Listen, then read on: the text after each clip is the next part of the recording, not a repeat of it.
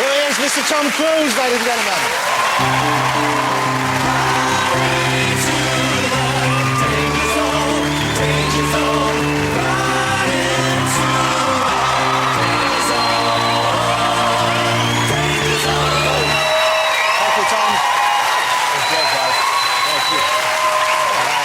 Proper movie star, ladies and gentlemen. That's what you're looking at right there. Wow. Look at that.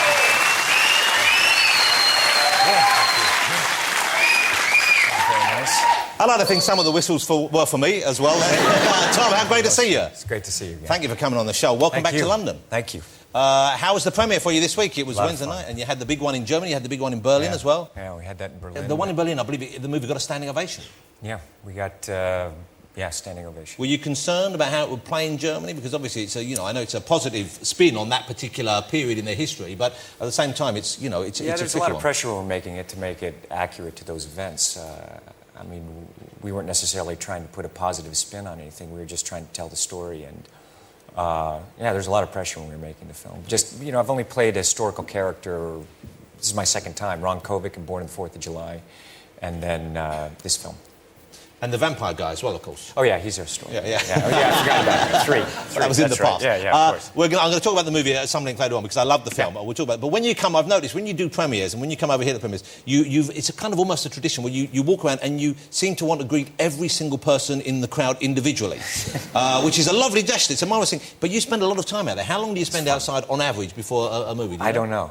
I really don't know. It was about an hour, I believe, the other night you were outside before. It's like somewhere between an hour, 2 hours, or something like that. Whatever, when we go around, people are, really kind enough to come out and say hello, and I want to do that. It gives me a chance to say hello to everybody. And do you find, presumably you can't get to everyone, so do you find that even if you've been out for 2 hours, as you go in, you hear someone saying that miserable bastard thing? There for just for 2.5 hours inside, like a sweet hit on the back of the head. Here's a photograph, Tom. Check this out. You remember this, I'm sure. I can't remember which movie. You rescued a boy from the crowd. Yeah. This kid was being crushed. Everyone came forward. They saw you there, and you pulled him out of the crowd. That must have been a strange thing, and also, God bless you. Yeah, that's happened a few times actually. With pulling people out to get a little crushed sometimes. Yeah, I remember that. And when you get the boy over the other side, what do people do with him? Do they just throw him back out? Does he just has to find his own way home? On the one hand, I'm glad you did. On the other hand, I think you're being a bit irresponsible there. I think he went on and had a film career. Now, can I ask you, there's a focus you seem to have in your work, and I'm curious as to where this comes from, because you seem to be... When you want something, I get the feeling you go for it. Has anyone ever told you this couch is not as comfortable as it looks? It's... Look, you want to go out jumping on couches. No. That's your business. Right, yeah. This one's for sitting on, all right? This one's for sitting. You still get a lot of people ask you about that and say, what the hell were you thinking? You're jumping around on the couch. The friends called me right afterwards. What did they say? Friends are like, oh, come on, just teasing, taking the piss out. But you're lucky you didn't fall over backwards off the back of it. Yeah, definitely. But it was just a happy moment. Yeah, it was. Met my wife, it was a great moment. Yeah, I've never been that happy in my entire life. I know. Well, now I'll make sure, we'll why? Because I've put never that met... in its proper place. Well, I've never met your wife, obviously, that's it. I've never met my wife. No, I know what you mean. I loved that. I thought it was just a joyous thing. And it was nice. It was nice that you... A lot of the time you see people who are big stars and you feel that they are controlling themselves or being controlled. They're not going to relax and never do anything, let's face it, stupid in public. And ridiculous. But it was great. Utterly ridiculous. Yeah. But you wouldn't be doing that again, I don't think. No. Here's what I was going to ask you. I was asking, because I'm your focus seems to me a very powerful thing. I get the feeling, not just the way you've kept yourself in good shape and the way, obviously, you've pursued a career you wanted, but I get the feeling when you set your mind on something, you achieve it. Would I be right? That's more... I try. Do you ever give up on anything? Have you ever sort of like... No, I just remember my whole life. I've always, if I, wanted to do something, I think the way I was raised was really good because I worked as a young child and contributed to the family very early on. And you just know if you want something, you want to do something, you got to work hard for it. So well, I know you had a pretty tough childhood, didn't you? It was interesting. It was actually there was a lot of joy in my childhood. I had a great mother and 3 sisters and some challenges, but I think that's helped me in life. There's one thing I read about. I was reading about your childhood because your mum took you and your sisters away from your father, and she raised you. Yeah. and I read somewhere you talking about the first Christmas you had. Yeah. Could you tell me about that? Would you mind telling us about that? I remember we didn't have any money, and so what we did was we picked names out of a hat of each, the siblings and my mother, and we spent a month doing things for that other person, and then, on Christmas Day we wrote a story or a poem for them, and I think it was one of the great Christmases that we've ever had. What a lovely story. It was a great time. That is. Yeah. And what a remarkable time to spend with your sisters, to be brought up by your mother, sisters there. Presumably you're still very close-knit. You're a close-knit group. Yeah, very.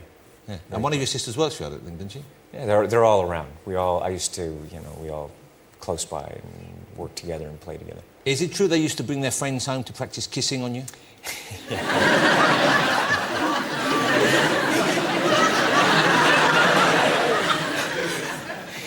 Yeah, my sister's older sister's friends, they wanted to practice their French kissing.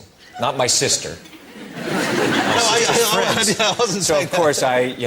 When they were around, I would, the bell rang and you'd sprint home. The greatest gift a sister could give. I know, that's exactly why you want sisters. All of my friends are going to come and give you French kissing. Yes, I know, I'm there. And I was at home practicing on an orange. Okay. You're now... but your family's obviously a big thing to you right now as well. Yeah, most the family you create now. You have 3 children. Yes. Okay. Any more? Great Do you think kids. you're going to have more? Do you want to have more little babies in your life? I love kids, so we'll see. What does that mean? That means we'll see. Well, I'd like to know. I'm going to ask a very straightforward question. Yes or no? I think you got to ask Kate. You don't know yet? You got to ask Kate. Okay. She's over here. Did she come over to Europe? Yeah, she left back to the States today to get back with the kids. She was just had a big success in New York on stage, I believe, didn't she? She's on Broadway. Yeah, Broadway. Congratulations. Thank you. Now, is that an area that you'd like to do as well? Because you haven't really acted on stage live, I think, since you were a kid, since you first started out. Since I was a kid. I'd like to do a film musical. Okay. I'd like to do that. And can you do I've never done that. We'll see if I can sing or dance. What's your singing like? It might fall right on my face. So, what is my singing like? I don't know, really, actually. Well, I sing a little bit in the shower. Let's hear a little bit now, and then we can help you decide whether or not you're performance ready.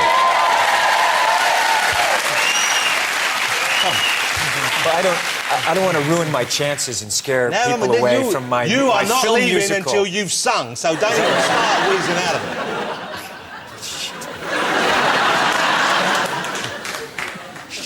Hold it. Come on, now I'm Press sweating. that record Come button on now. One little bit. Okay, hound dog. You ain't nothing but a... How's that? You ain't nothing. You don't give a lot. You sit down. You're not going yet. I was getting up. Am I done? No.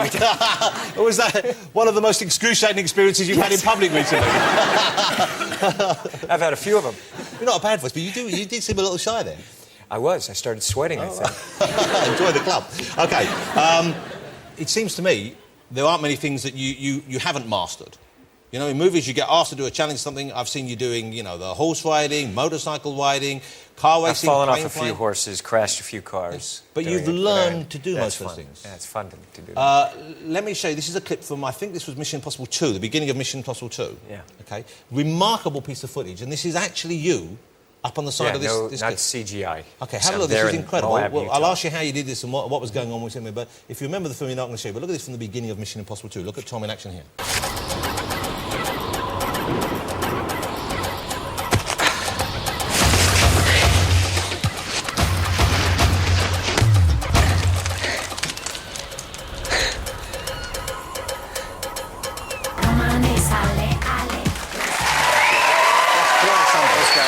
That's remarkable. That hurt. So that's actually you. That's me. And there's a harness involved. I guess there's a harness. Yeah, I had a harness and a very thin wire, but when you're doing the jump, I had to hit a mark, and there was no net and all of that. How high up were you there? We were thousands of feet. That's unbelievable. I mean, I get scared just watching that. Yeah. I used to call people to the side and ask them questions to the side of the cliff just to Well, You know, just to they're freak 'em looking out. down just to freak them out. Oh, and that shot there at the end when you're holding on, because That hurt. presumably- Yeah, I tore my shoulder on that shot, actually, because I had to hold it as the helicopter was coming in, and it was, and the harness, the wire, it wasn't at the right height, so I actually had to hold myself there. It was fun. How do you get insurance for something like that? Because when you're making that, you're I didn't send the footage back to the studio. They didn't want to know. Sherry Lansing, who was head of the studio, that she just, they kept trying to cut this sequence out of the movie. Yeah. Saying, figure something out. I said, I can't figure out a better opening. I can't figure out a better opening. And so we went and shot it for 4 days. And I said, please don't send the film back. They don't need to know what we're doing here. Well, as we saw earlier, Stephen Fry also does many of his own stunts. Would you give him any tips for how to handle a horse? You know, I remember doing Far and Away, and I flipped over the back of the horse going about 34, 35 miles an hour. But there's a real danger you could get seriously hurt when you do I was lucky I didn't get hurt, yeah. When do you think, is there a point where you think, I've got to start slowing down, if not for my sake, then for the family, because I'm going to get injured, or...? You know, I guess I'll do it as, you know, as long as I can, and you know, I'm going to keep doing this the rest of my life, so we'll see. But have you got to the stage yet where you look at a script and you think, there's a lot of running there? I don't know about, you know what I mean? Do you look at, you mark it as Not running, yet, I sweating? haven't gotten there yet. No, because that will happen, I guess. Yeah. It gets to the stage where people start going through scripts and they look for sunny locations. Is that sunny locations? Yeah. And, there's lots of sitting down, I'll do it. They start crossing their lines out if there's too many lines. Well, Clint Eastwood famously does that anyway. He doesn't ever like to speak on screen. Yeah, and Steve McQueen, he used to cut his lines out. Well, Steve McQueen, here's a guy I'm fascinated by, and I'm sure you as well. Tremendous screen presence, great actor, and the man himself seemed to live a life which was just kind of, you know, exactly what he wanted it to be. Yeah.